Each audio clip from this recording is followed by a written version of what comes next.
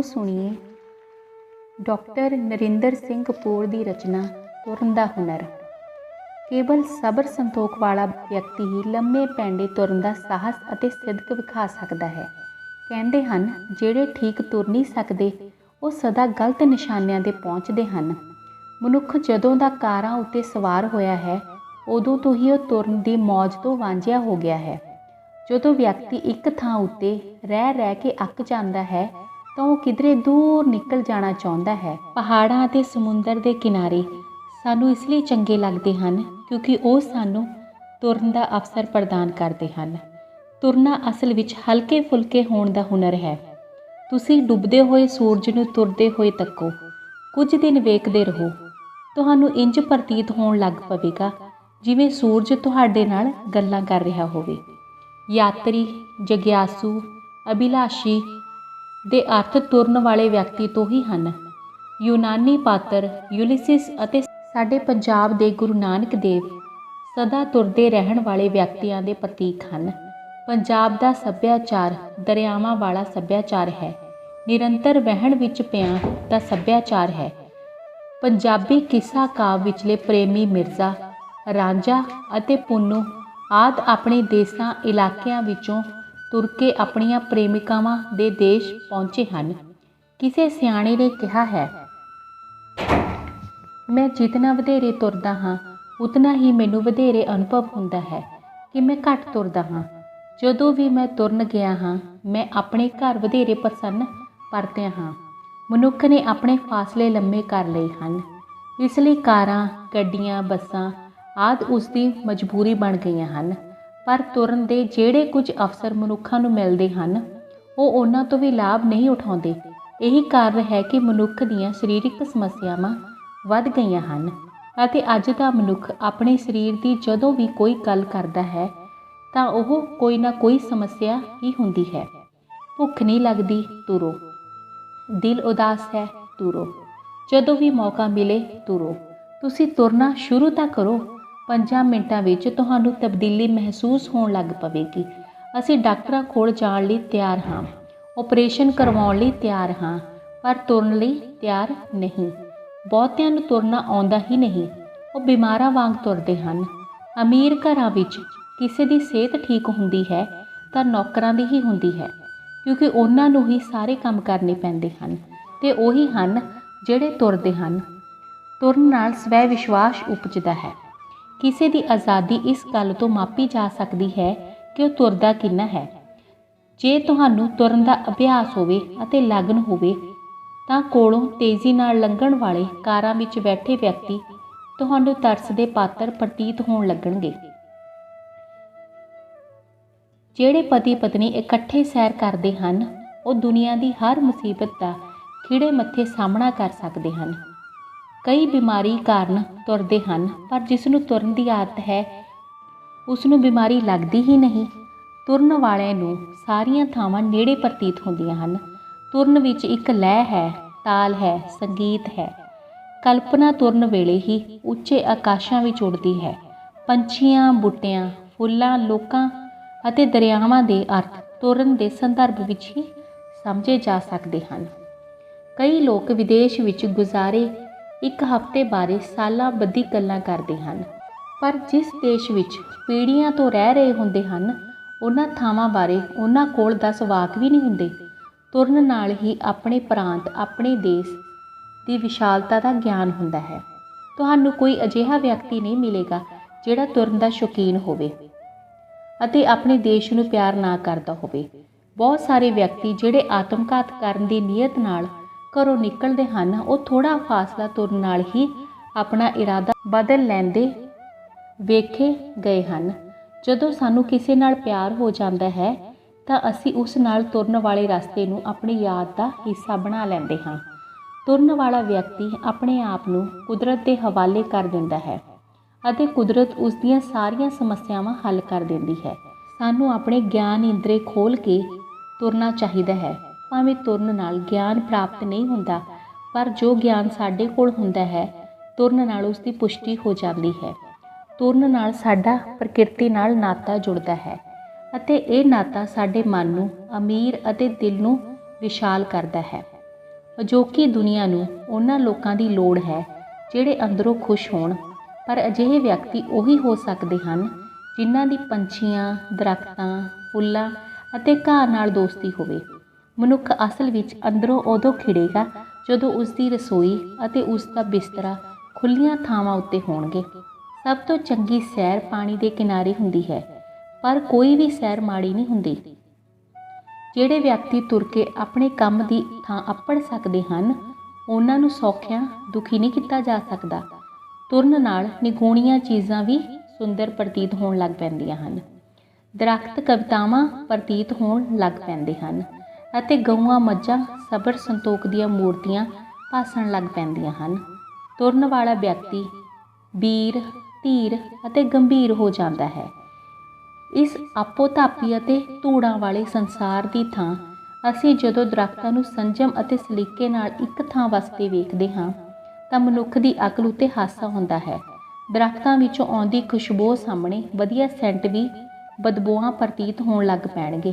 ਇਕੱਲਿਆਂ ਤੁਰਨਾ ਜਾਂ ਕਿਸੇ ਹਮਖਿਆਲ ਨਾਲ ਤੁਰਨਾ ਨਿੱਜੀ ਪਸੰਦ ਦੀ ਗੱਲ ਹੈ। ਮਹੱਤਵਪੂਰਨ ਗੱਲ ਇਹ ਹੈ ਕਿ ਤੁਰਿਆ ਜਾਵੇ। ਨਹਾਉਣ, ਖਾਣ, ਸੌਣ ਆਦਿ ਦੇ ਅਰਥ ਤੁਰਨ ਦੇ ਫਾਸਲੇ ਦੇ ਸੰਦਰਭ ਵਿੱਚ ਬਦਲ ਜਾਂਦੇ ਹਨ। ਉਮਰ ਕੋਈ ਵੀ ਹੋਵੇ, ਤੁਰਨਾ ਚੰਗਾ ਹੈ। ਮਨ ਦੀ ਸ਼ਾਂਤੀ ਤੁਰਨ ਨਾਲ ਹੀ ਆਉਂਦੀ ਹੈ।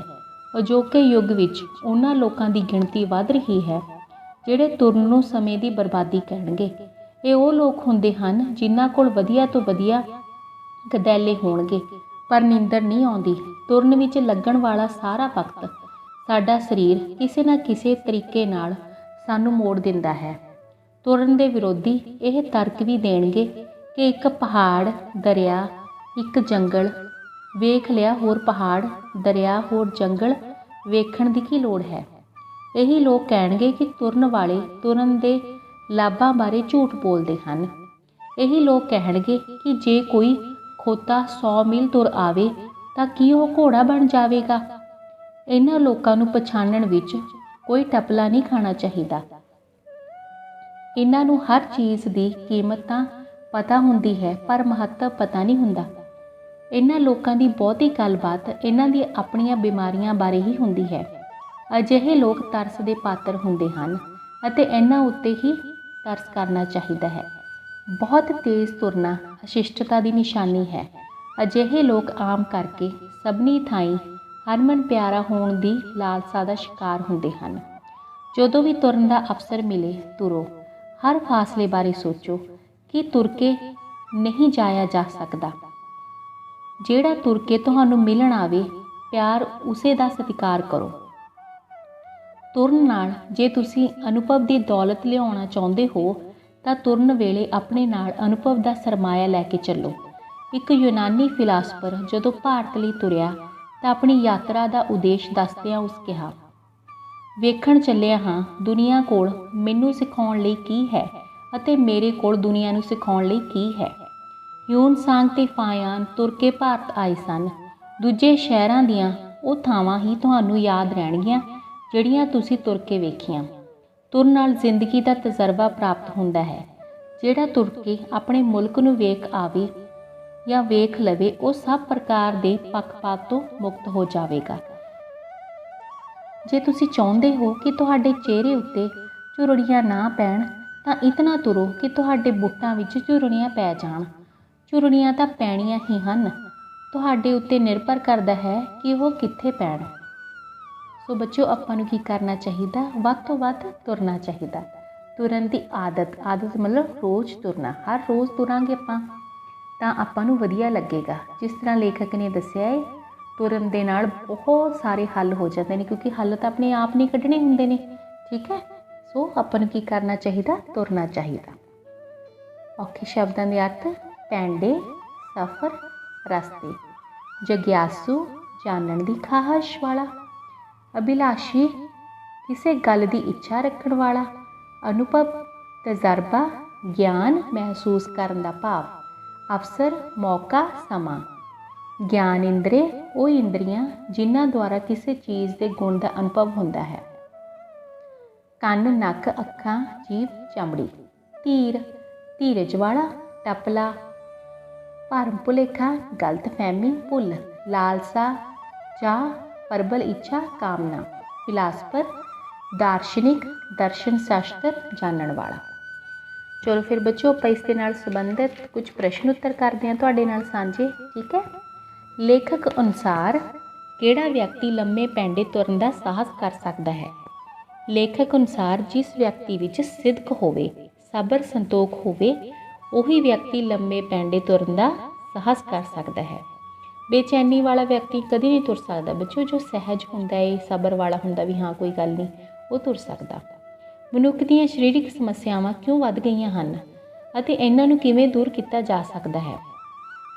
ਮਨੁੱਖ ਦੀਆਂ ਸਰੀਰਕ ਸਮੱਸਿਆਵਾਂ ਦੇ ਵਧਣ ਦੇ ਕਾਰਨ ਸਭ ਤੋਂ ਜ਼ਿਆਦਾ ਇਹੀ ਹੈ ਕਿ ਉਹ ਨਹੀਂ ਤੁਰਦਾ, ਕਸਰਤਾਂ ਨਹੀਂ ਕਰਦਾ। ਜੇ ਉਹ ਤੁਰਦਾ ਹੈ ਬਹੁਤ ਘੱਟ। ਅੱਜ ਦਾ ਮਨੁੱਖ ਜਦ ਵੀ ਕੋਈ ਸਮੱਸਿਆ ਦੱਸਦਾ ਹੈ, ਉਹ ਆਪਣੀ ਸਰੀਰਕ ਸਮੱਸਿਆ ਦਾ ਹੀ ਜ਼ਿਕਰ ਕਰਦਾ ਹੈ। ਭੁੱਖ ਨਾ ਲੱਗਣਾ, ਮਨ ਦਾ ਉਦਾਸ ਰਹਿਣਾ। ਠੀਕ ਹੈ। ਸਾਰੀਆਂ ਸਮੱਸਿਆਵਾਂ ਕਿੱਥੋਂ ਆਉਂਦੀਆਂ ਨੇ? ਨਾ ਤੁਰ ਕੇ। ਇਸ ਲਈ ਸਾਨੂੰ ਤੁਰਨਾ ਚਾਹੀਦਾ ਹੈ। ਤੁਰਨਾ ਅਰੋਗਤਾ ਦੀ ਨਿਸ਼ਾਨੀ ਹੈ। ਅਸੀਂ ਦਵਾਈਆਂ 'ਤੇ ਤਾਂ ਵੱਧ ਤੋਂ ਵੱਧ ਖਰਚ ਕਰ ਦਿੰਦੇ ਹਾਂ, ਪਰ ਤੁਰਦੇ ਨਹੀਂ ਹੈਗੇ। ਠੀਕ ਹੈ। ਅਮੀਰਾਂ ਦੇ ਘਰ ਵਿੱਚ ਨੌਕਰਾਂ ਦੀ ਸਿਹਤ ਠੀਕ ਹੁੰਦੀ ਹੈ। ਠੀਕ ਹੈ। ਜਾਂ ਇੰਝ ਕਹਿ ਸਕਦਾ ਹੈ ਕਿ ਅਮੀਰ ਘਰਾਂ ਵਿੱਚ ਜੇ ਕਿਸੇ ਦੀ ਸਿਹਤ ਠੀਕ ਹੁੰਦੀ ਹੈ ਤਾਂ ਨੌਕਰ ਦੀ ਹੁੰਦੀ ਹੈ। ਇਸ ਕਥਨ ਦੀ ਵਿਆਖਿਆ ਕਰੋ। ਅਮੀਰ ਘੱਟ ਤੁਰਦਾ ਹੈ, ਉਸ ਦਾ ਖਾਧਾ ਭੋਜਨ ਪਚਦਾ ਨਹੀਂ, ਉਸ ਨੂੰ ਭੁੱਖ ਨਹੀਂ ਲੱਗਦੀ। ਇਸ ਕਾਰਨ ਸਰੀਰ ਅਰੋਗ ਨਹੀਂ ਰਹਿੰਦਾ ਅਤੇ ਮਨ 'ਤੇ ਉਦਾਸੀ ਛਾਈ ਰਹਿੰਦੀ ਹੈ। ਪਰੰਤੂ ਨੌਕਰ ਸਾਰੇ ਕੰਮ ਤੁਰ ਕੇ ਕਰਦਾ ਹੈ। ਉਸ ਦੇ ਤੁਰਨ ਨਾਲ ਭੋਜਨ ਪਚਦਾ ਹੈ ਅਤੇ ਸਰੀਰ ਤੰਦਰੁਸਤ ਰਹਿੰਦਾ ਹੈ। ਪੈਦਲ ਤੁਰਨਾ ਮਨੁੱਖ ਲਈ ਕਿਵੇਂ ਲਾਭਦਾਇਕ ਹੈ? ਪੈਦਲ ਤੁਰਨਾ ਮਨੁੱਖੀ ਸਰੀਰ ਲਈ ਬਹੁਤ ਲਾਭਦਾਇਕ ਹੈ। ਤੁਰਨ ਨਾਲ ਮਨੁੱਖ ਪ੍ਰਕਿਰਤੀ ਨਾਲ ਜੁੜਦਾ ਹੈ। ਕੁਦਰਤੀ ਸੁੰਦਰ ਦ੍ਰਿਸ਼ ਵੇਖ ਕੇ ਉਸ ਦੇ ਮਨ ਵਿੱਚ ਖੇੜਾ ਆਉਂਦਾ ਹੈ। ਖੇੜੇ ਨਾਲ ਸਰੀਰ ਰਿਸ਼ਟ ਪੁਸ਼ਟ ਰਹਿੰਦਾ ਹੈ। ਤੁਰਨ ਨਾਲ ਪਾਚਨ ਸ਼ਕਤੀ ਵੱਧਦੀ ਹੈ। ਪਾਣੀ ਦੇ ਕਿਨਾਰੇ ਤੁਰਨਾ ਸਭ ਤੋਂ ਚੰਗਾ ਮੰਨਿਆ ਜਾਂਦਾ ਹੈ। ਠੰਡੀ ਹਵਾ ਸਰੀਰ ਵਿੱਚ ਠੰਡਕ ਪੈਦਾ ਕਰਦੀ ਹੈ। ਚੱਲਦੇ ਪਾਣੀ ਨੂੰ ਵੇਖ ਕੇ ਅੱਖਾਂ ਵਿੱਚ ਤਰੋ ਤਾਜ਼ਗੀ ਆਉਂਦੀ ਹੈ। ਸੋ ਇਹ ਨਿਰਸੰਦੇਹ ਕਿਹਾ ਜਾ ਸਕਦਾ ਹੈ ਕਿ ਤੁਰਨਾ ਹਰ ਹਾਲਤ ਵਿੱਚ ਗੁਣਕਾਰੀ ਹੈ। ਤੁਰਨ ਨਾਲ ਤੁਹਾਨੂੰ ਕਿਹੜੇ-ਕਿਹੜੇ ਨੈਤਿਕ ਅਤੇ ਸਦਾਚਾਰਕ ਗੁਣਾਂ ਦੀ ਪ੍ਰਾਪਤੀ ਹੁੰਦੀ ਹੈ? ਤੁਰਨ ਨਾਲ ਸਾਡੇ ਮਨ ਵਿੱਚ ਸਬਰ, ਸੰਤੋਖ ਤੇ ਸਾਹਸ ਪੈਦਾ ਹੁੰਦਾ ਹੈ। ਤੁਰਨ ਵਾਲਾ ਪੁਰਸ਼ ਨਿਰਭਉ ਹੋ ਜਾਂਦਾ ਹੈ। ਉਸ ਦਾ ਮਨ ਧੀਰਜ ਵਾਲਾ ਹੋ ਜਾਂਦਾ ਹੈ। ਉਹ ਕੰਮ ਵਿੱਚ ਕਾਹਲਾਪਣ ਨਹੀਂ ਲਿਆਉਂਦਾ। ਉਸ ਦਾ ਮਨ ਗੰਭੀਰ ਹੁੰਦਾ ਹੈ। ਉਸ ਵਿੱਚ ਔਕੜਾਂ ਨੂੰ ਸਹਿਣ ਦੀ ਸ਼ਕਤੀ ਹੁੰਦੀ ਹੈ। ਉਸ ਵਿੱਚ ਸਹਿਜ ਵਰਗਾ ਨੈਤਿਕ ਗੁਣ ਆ ਜਾਂਦਾ ਹੈ। ਉਸ ਵਿੱਚ ਸ਼ਰਾਫਤ ਤੇ ਹਮਦਰਦੀ ਪੈਦਾ ਹੋ ਜਾਂਦੀ ਹੈ। ਉਹ ਸਮਾਜ ਵਿੱਚ ਸਤਿਕਾਰਿਆ ਜਾਂਦਾ ਹੈ। ਲੇਖਕ ਅਨੁਸਾਰ ਪੈਦਲ ਤੁਰਨਾ ਜਾਂ ਪੈਦਲ ਤੁਰਿਆ ਮਨੁੱਖ ਕੁਦਰਤ ਦੇ ਵਧੇਰੇ ਨੇੜੇ ਹੋ ਜਾਂਦਾ ਹੈ। ਸਪਸ਼ਟ ਕਰੋ। ਲੇਖਕ ਅਨੁਸਾਰ ਪੈਦਲ ਤੁਰਨ ਵਾਲਾ ਮਨੁੱਖ ਕੁਦਰਤ ਦੇ ਵਧੇਰੇ ਨੇੜੇ ਹੁੰਦਾ ਹੈ। ਉਹ ਤੁਰਦਾ ਹੋਇਆ ਕੁਦਰਤ ਦੇ ਸੁੰਦਰ ਦ੍ਰਿਸ਼ ਤੱਕਦਾ ਹੈ। ਉਹ ਨਜ਼ਾਰਿਆਂ ਦਾ ਆਨੰਦ ਮਾਣਦਾ ਹੈ। ਕੁਦਰਤ ਦੇ ਜੋ ਸੁੰਦਰ ਨਜ਼ਾਰੇ ਹਨ, ਉਹਨਾਂ ਨੂੰ ਵੇਖ ਕੇ ਉਹਦੇ ਅੰਦਰ ਖੇੜਾ ਭਰ ਜਾਂਦਾ ਹੈ। ਉਹ ਵਾਰ-ਵਾਰ ਤੇ ਨੇੜੇ ਹੋ ਕੇ ਕੁਦਰਤੀ ਦ੍ਰਿਸ਼ ਵੇਖਦਾ ਹੈ। ਇਸ ਤਰ੍ਹਾਂ ਉਹ ਕੁਦਰਤ ਦੇ ਨਾਲ ਆਪਣਾ ਮਨ ਜੋੜ ਲੈਂਦਾ ਹੈ ਤੇ ਹੋਰ ਨੇੜੇ ਹੋ ਜਾਂਦਾ ਹੈ। ਪੈਦਲ ਤੁਰਨ ਸੰਬੰਧੀ ਯੂਨਾਨੀ ਫਿਲਾਸਫਰ ਦੇ ਕੀ ਵਿਚਾਰ ਹਨ? ਯੂਨਾਨੀ ਫਿਲਾਸਫਰ ਜਦੋਂ ਭਾਰਤ ਲਈ ਤੁਰਿਆ ਤਾਂ ਆਪਣੀ ਯਾਤਰਾ ਦਾ ਉਦੇਸ਼ ਦੱਸਦਿਆਂ ਉਸਨੇ ਕਿਹਾ ਸੀ ਕਿ ਉਹ ਵੇਖਣਾ ਚਾਹੁੰਦਾ ਹੈ ਕਿ ਦੁਨੀਆ ਵਿੱਚ ਮੈਨੂੰ ਸਿਖਾਉਣ ਲਈ ਕੀ ਕੁਝ ਹੈ ਤੇ ਦੁਨੀਆ ਨੂੰ ਮੈਂ ਕੀ ਸਿਖਾ ਸਕਦਾ ਹਾਂ। ਯੂਨਾਨੀ ਫਿਲਾਸਫਰ ਆਪਣੀ ਜ਼ਿੰਦਗੀ ਵਿੱਚ ਬਹੁਤ ਤੁਰਿਆ। ਉਹ ਇਹ ਜਾਣਨਾ ਚਾਹੁੰਦਾ ਸੀ ਕਿ ਤੁਰਨ ਬਾਰੇ ਦੁਨੀਆ ਦੇ ਕੀ ਵਿਚਾਰ ਹਨ। ਸੋ ਉਹ ਉਸ ਨੂੰ ਸਿਖਾ ਸਕਦੀ ਹੈ ਅਤੇ ਮੇਰੇ ਕੋਲੋਂ ਤੁਰਨ ਸੰਬੰਧੀ ਚੰਗੇ ਵਿਚਾਰ ਹਨ ਜੋ ਮੈਂ ਦੁਨੀਆ ਨੂੰ ਦੱਸ ਸਕਦਾ ਹਾਂ। ਬੱਚੋ ਇਹ ਸਨ ਪ੍ਰਸ਼ਨ ਉੱਤਰ। ਆਪਾਂ ਇੱਕ ਵਾਰ ਪਾਠ ਦੀ ਦੁਹਰਾਈ ਵੀ ਕਰ ਲੈਂਦੇ ਹਾਂ। ਤੁਰਨ ਦਾ ਹੁਨਰ ਲੇਖ ਦਾ ਲੇਖਕ ਨਰਿੰਦਰ ਸਿੰਘ ਕਪੂਰ ਹੈ। ਇਸ ਲੇਖ ਨੂੰ ਕਿਸ ਪੁਸਤਕ ਵਿੱਚ ਦਰਜ ਕੀਤਾ ਗਿਆ ਹੋਇਆ ਹੈ? ਸਾਹਿਤਮਾਲਾ, ਜੋ ਕਿ 10ਵੀਂ ਜਮਾਤ ਦੀ ਪੁਸਤਕ ਹੈ। ਲੰਮੇ ਪੈਂਡੇ ਦਾ ਹੌਸਲਾ ਕੌਣ ਕਰ ਸਕਦਾ ਹੈ? ਸਬਰ ਸੰਤੋਖ ਵਾਲਾ। ਤੁਰਨਾ ਅਸਲ ਵਿੱਚ ਕਿਸ ਚੀਜ਼ ਦੇ ਹੋਣ ਦਾ ਹੁਨਰ ਹੈ? ਹਲਕੇ ਫੁਲਕੇ। ਯੂਨਾਨ ਦਾ ਕਿਹੜਾ ਵਿਅਕਤੀ ਬਹੁਤ ਤੁਰਿਆ? ਯੂਲਿਸਿਸ। ਪੰਜਾਬ ਦਾ ਕਿਹੜਾ ਮਹਾਂਪੁਰਸ਼ ਵਧੇਰੇ ਤੁਰਿਆ? ਸ਼੍ਰੀ ਗੁਰੂ ਨਾਨਕ ਦੇਵ ਜੀ। ਵਧੇਰੇ ਅਨੁਭਵ ਕਦੋਂ ਹੁੰਦਾ ਹੈ? ਵਧੇਰੇ ਤੁਰਨ ਨਾਲ। ਮਨੁੱਖ ਹੁਣ ਆਪਣਾ ਸਫ਼ਰ ਬਹੁਤ ਕਰਕੇ ਕਿਵੇਂ ਕਰਦਾ ਹੈ? ਕਿਵੇਂ ਤੈਅ ਕਰਦਾ ਹੈ ਮਨੁੱਖ ਬਹੁਤਾ ਕਰਕੇ ਆਪਣਾ ਸਫ਼ਰ? ਕਾਰ ਜਾਂ ਬੱਸਾਂ ਰਾਹੀਂ। ਮਨੁੱਖ ਦੀਆਂ ਸਰੀਰਕ ਸਮੱਸਿਆਵਾਂ ਕਿਸ ਕਾਰਨ ਵਧੀਆਂ ਹਨ? ਨਾ ਤੁਰਨ ਜਾਂ ਘੱਟ ਤੁਰਨ ਕਾਰਨ। ਤੁਰਨ ਨਾਲ ਕੀ ਉਪਜਦਾ ਹੈ? ਸਵੈ ਵਿਸ਼ਵਾਸ। ਨਿੱਤ ਸੈਰ ਕਰਨ ਵਾਲੇ ਪਤੀ ਪਤਨੀ ਹਰ ਔਕੜ ਦਾ ਸਾਹਮਣਾ ਕਿਵੇਂ ਕਰਦੇ ਹਨ? ਖਿੜੇ ਮੱਥੇ। ਕੁਦਰਤ ਨਾਲ ਕਿਸ ਦਾ ਪਿਆਰ ਹੁੰਦਾ ਹੈ? ਤੁਰਨ ਵਾਲੇ ਦਾ। ਪੈਦਲ ਤੁਰਨ ਨਾਲ ਸਾਡਾ ਰਿਸ਼ਤਾ ਕਿਸ ਨਾਲ ਜੁੜਦਾ ਹੈ? ਪ੍ਰਕਿਰਤੀ ਨਾਲ। ਪ੍ਰਕਿਰਤੀ ਨਾਲ ਜੁੜਨ ਨਾਲ ਸਾਡੇ ਮਨ ਤੇ ਦਿਲ ਦਿਮਾਗ 'ਤੇ ਕੀ ਅਸਰ ਪੈਂਦਾ ਹੈ? ਮਨ ਅਮੀਰ ਤੇ ਦਿਲ ਵਿਸ਼ਾਲ ਹੋ ਜਾਂਦਾ ਹੈ। ਤੁਰਨ ਨਾਲ ਨਿਗੂਣੀਆਂ ਚੀਜ਼ਾਂ ਵੀ ਕਿਹੋ ਜਿਹੀਆਂ ਲੱਗਦੀਆਂ ਹਨ? ਸੁੰਦਰ। ਤੇਜ਼ ਤੁਰਨਾ ਕਿਸ ਚੀਜ਼ ਦੀ ਨਿਸ਼ਾਨੀ ਹੈ? ਅਸ਼ਿਸ਼ਟਤਾ ਦੀ। ਹਿਊਨ ਸਾਂਗ ਤੇ ਫਾਹਿਆਨ ਭਾਰਤ ਕਿਵੇਂ ਪੁੱਜੇ? ਤੁਰ ਕੇ। ਮਾਲਕ ਨਾਲੋਂ ਨੌਕਰ ਦੀ ਸਿਹਤ ਠੀਕ ਰਹਿਣ ਦਾ ਕਾਰਨ ਕੀ ਹੈ? ਮਾਲਕ ਤੁਰਦਾ ਨਹੀਂ, ਪਰ ਨੌਕਰ ਸਾਰੇ ਕੰਮ ਕਰਦਾ ਹੋਇਆ ਤੁਰਦਾ ਰਹਿੰਦਾ ਹੈ। ਸਭ ਤੋਂ ਚੰਗੀ ਸੈਰ ਕਿਸ ਥਾਂ ਮੰਨੀ ਗਈ ਹੈ? ਪਾਣੀ ਦੇ ਕਿਨਾਰੇ। ਵੈਸੇ ਤੁਰਨਾ ਹਰ ਕਿਤੇ ਵਧੀਆ ਹੁੰਦਾ। ਲੇਖਕ ਦਾ ਜਨਮ ਕਦੋਂ ਹੋਇਆ? ਮਾਰਚ 1944 ਨੂੰ। ਲੇਖਕ ਦੀ ਹਰ ਕਿਰਤ ਵਿੱਚ ਕੀ ਭਰਿਆ ਪਿਆ ਹੈ? ਡੂੰਘਾ ਗਿਆਨ ਤੇ ਜੀਵਨ ਦਾ ਤਜਰਬਾ। ਬੱਚੇ, ਜਦੋਂ ਵੀ ਆਪਾਂ ਨਰਿੰਦਰ ਸਿੰਘ ਕਪੂਰ ਦੀਆਂ ਕਿਤਾਬਾਂ ਪੜ੍ਹਦੇ ਹਾਂ, ਬਹੁਤ ਸਾਰੀਆਂ ਕਿਤਾਬਾਂ ਨੇ ਇਹਨਾਂ ਦੀਆਂ, ਇਹ 'ਚ ਵਾਕਈ ਜ਼ਿੰਦਗੀ ਦਾ ਜੋ ਤਜਰਬਾ ਹੈ ਨਾ, ਬਹੁਤ ਭਰਿਆ ਹੋਇਆ। ਇੱਕ ਇੱਕ ਜੋ ਵਾਕ ਹੈ ਆਪਾਂ ਨੂੰ ਬੜਾ ਕੁਝ ਸਿਖਾ ਜਾਂਦਾ ਹੈ। ਠੀਕ ਹੈ ਬੱਚਿਓ, ਪੜ੍ਹਿਆ ਕਰਿਓ, ਤੁਰਿਆ ਕਰੋ। ਠੀਕ ਹੈ, ਸੁਣਨ ਅਤੇ ਸਮਝਣ ਲਈ ਤੁਹਾਡਾ ਬਹੁਤ ਬਹੁਤ ਧੰਨਵਾਦ।